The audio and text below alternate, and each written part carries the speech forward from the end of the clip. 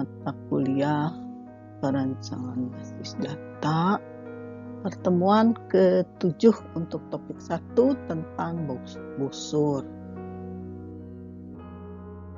Tujuan di materi ini yang pertama mendefinisikan istilah constraint yang diterapkan di pemodelan data.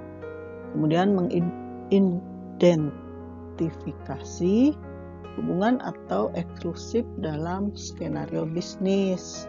Kemudian membuat diagram constraint busur untuk merepresentasikan hubungan atau eksklusif. Selanjutnya membedakan antara penggunaan busur dan subtype dalam model data. Nah, busur dalam pemodelan data membantu perancang menjelaskan atau eksklusif di seluruh hubungan. Nah, semakin eksplisit, Anda dapat menentukan persyaratan klien, semakin akurat implementasi akhir yang Anda buat. Ya, terkait dengan busur itu berhubungan dengan constraint. Apa itu constraint? Setiap bisnis memiliki batasan, nilai atribut dan hubungan mana yang diizinkan. Nah, batasan ini kita sebut constraint. Mereka dapat merujuk pada satu atribut entitas atau hubungan antar entitas. Nah, kita sudah tahu tentang beberapa macam kendala seperti setiap karyawan harus bekerja dalam satu dan hanya satu departemen. Jadi tidak ada karyawan yang bekerja di departemen yang berbeda. Nah, di pelajaran ini kita akan melihat jenis constraint lain.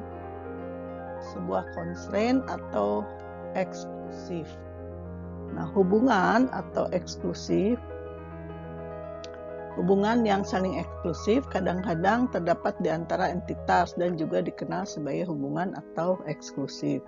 Hubungan atau eksklusif ini adalah hubungan antara satu entitas dan satu atau lebih entitas lain, di mana hanya satu dari hubungan itu yang ada pada satu waktu. Nah, di dalam ERD kita memodelkan hubungan tersebut dengan busur di diagram ER ya. Nah, misalkan seperti ini.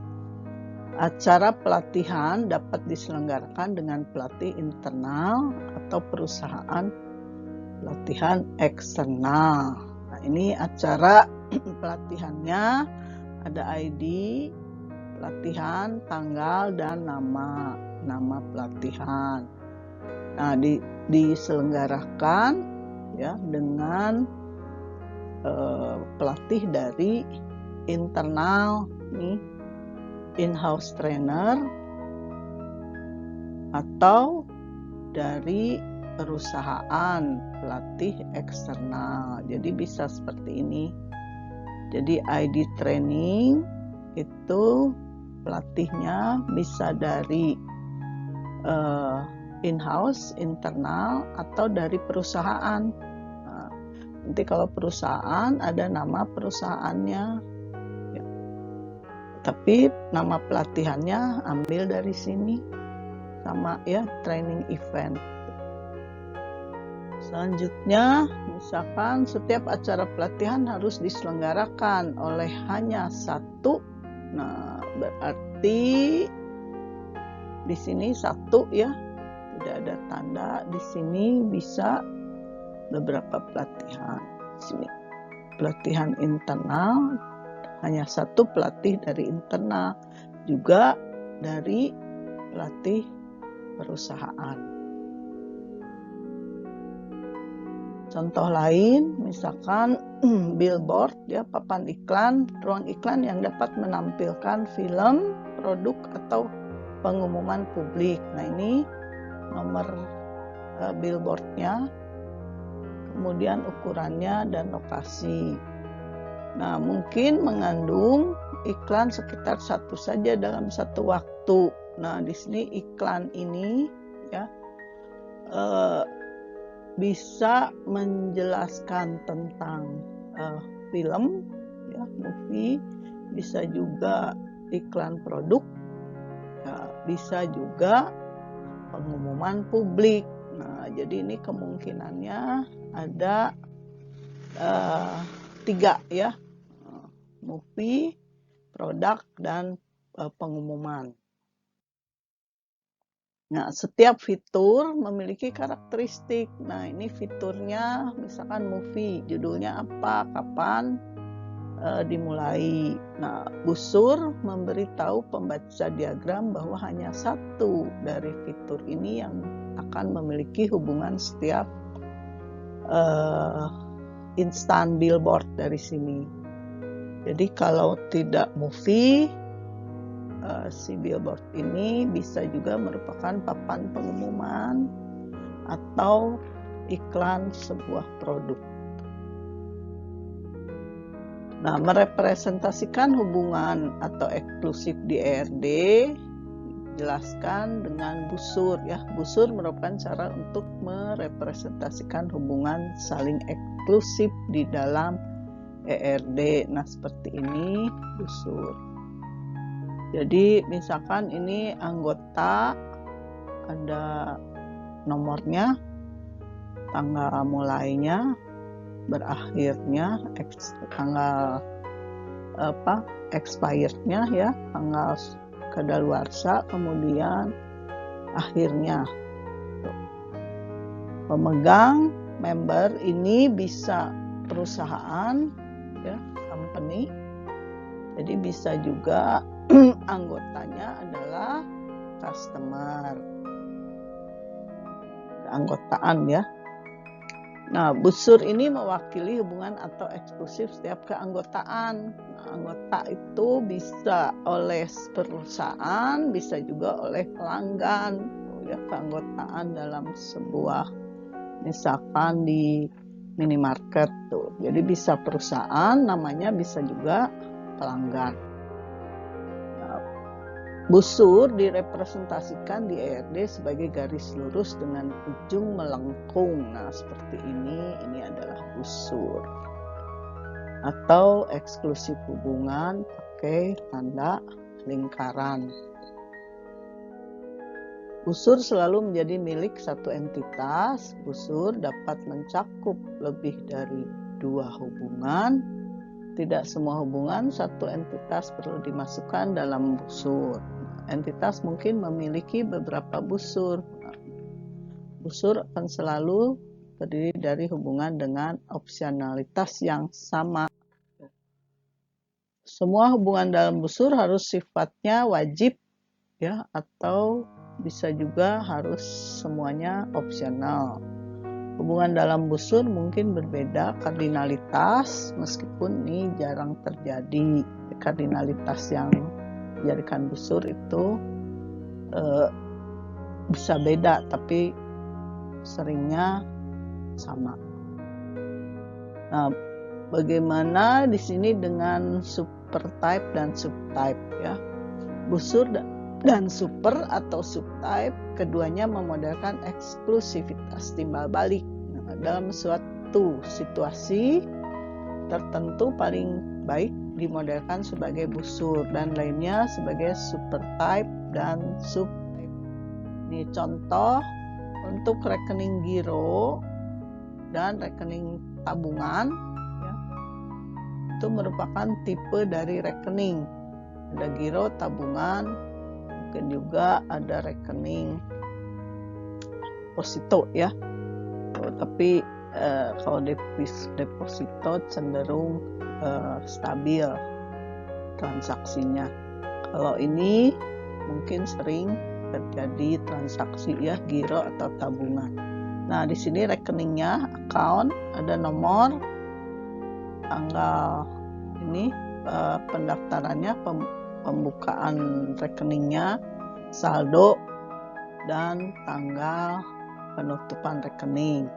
Nah, rekening ini bisa terdiri dari untuk checking, giro ya, atau tabungan. Nah, di sini bunganya yang mungkin dijadikan batasan ini ya, bunga. Keterangan lain kalau ini limitnya, limit yang diperkenankan, batas ya, nilai transaksi. Nah, hal ini harus dimodelkan sebagai supertype dan subtype.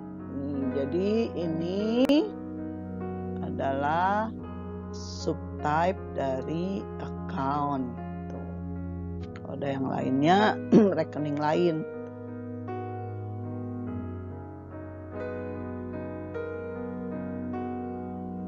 Untuk ini supertype-nya. Nah, contoh kedua adalah misalkan sebuah acara, event, dapat diadakan baik di rumah pribadi atau di ruang publik. Ya, jika entitas yang terkait melalui busur serupa, mungkin ada kasus untuk membuat super atau subtype tanpa busur. Nah, ini dengan busur ya, event, ada nomor, ada biayanya, nama, tanggal, terus penjelasan. Nah, bisa diselenggarakan di rumah pribadi atau di ruang publik. Nah, ini ID eventnya ya, terus alamat rumah. Ini juga sama, ID event, terus ini alamat ruang publiknya. Nah, bagaimana untuk nomor 2, busur, supertype, dan subtype? Nih, baik rumah pribadi dan ruang publik adalah tipe lokasi dan mereka memiliki atribut yang secara umum serupa sehingga mereka bisa masuk ke dalam supertype dan subtype. Nah, seperti ini. Jadi event diselenggarakan untuk ini nanti kalau private home-nya, accessibility-nya seperti apa ya untuk menjangkaunya. Kemudian di ruang publik ditambahkan biaya sewa ruangnya. Nah, ininya sama untuk kedua lokasi ini, dua-duanya lokasi ya. Ada ID, alamat, sama komentar. Penjelasan, bisa penjelasan alamat atau deskripsi. Nah, selanjutnya contoh 3. Nah, pelatih internal dan perusahaan pelatihan bukan tipe dari acara pelatihan dan mereka tidak berbagi atribut yang sama karena masing-masing memiliki atribut yang beda. Misalkan untuk pelatih internal itu kan ada nama dan nama awal, nama akhir. Jadi ini lebih ke personal ya. Tapi kalau training company, perusahaan pelatihan itu merupakan tipe perusahaannya. Jadi di sini isinya nama perusahaan, alamat, spesialis perusahaannya apa, baru ada kontak name. Ini kan tidak sama atribut yang digunakan. Jadi ini menggunakan busur, tidak bisa menggunakan supertype dan subtype. Nah, kita sudah mempelajari busur, ya, constraint, kemudian hubungan atau eksklusif, dan hubungan yang saling eksklusif di topik 1 ini. Nah, dalam pelajaran ini, kita sudah belajar mendefinisikan istilah constraint, batasan yang diterapkan ke pemodelan data, mengidentifikasi hubungan atau eksklusif dalam skenario bisnis, membuat diagram constraint bentuk busur ya, untuk merepresentasikan hubungan atau eksklusif. Jadi kalau busur digunakan jika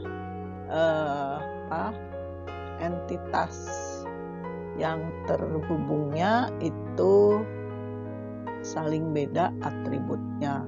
Tapi kalau atributnya bisa sejenis, ya kita bisa gunakan subtype atau supertype. Nah, demikianlah materi pertemuan 7 untuk topik 1. Semoga bisa dipahami. Terima kasih. Wassalamualaikum warahmatullahi wabarakatuh.